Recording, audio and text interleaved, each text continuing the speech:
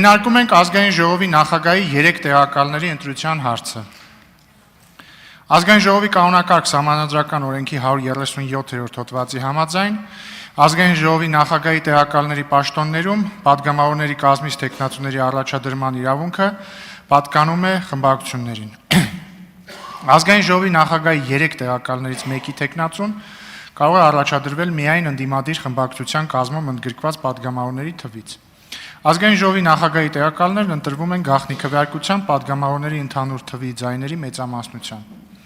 Ազգային ժողովի նախագահի տեղակալների պաշտոններում առաջադրված թեկնածուների ընտրության հարցը քննարկում է կանոնակարգի 135-րդ հոդվածով սահմանված կարգով։ Ազգային ժողովի կանոնակարգ սահմանադրական օրենքի 33-րդ հոդվածի 7.1 մասի համաձայն, եթե ազգային ժողովի նախագահի տեղակալի թափուր պաշտոնում թեկնածու չի առաջադրվում,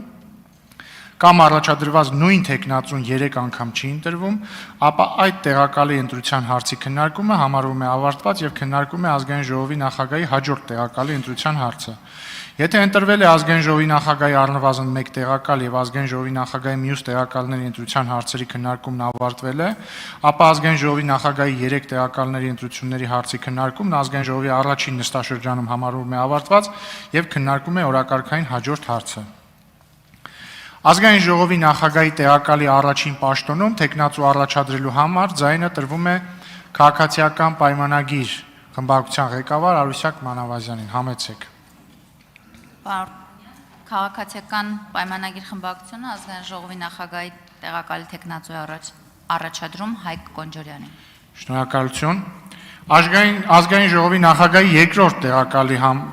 պաշտոնում թեկնածու առաջադրելու համար ձայնը կրկին տրվում է քաղաքացիական պայմանագիր խմբակցության ղեկավար Արուսյակ Մանավազյանին։ Քաղաքացիական պայմանագիր խմբակցությունը ազգային ժողովի նախագահի տեղակալի թեկնածու առաջադրում Վահագն Ալեքսանյանին։ Շնորհակալություն։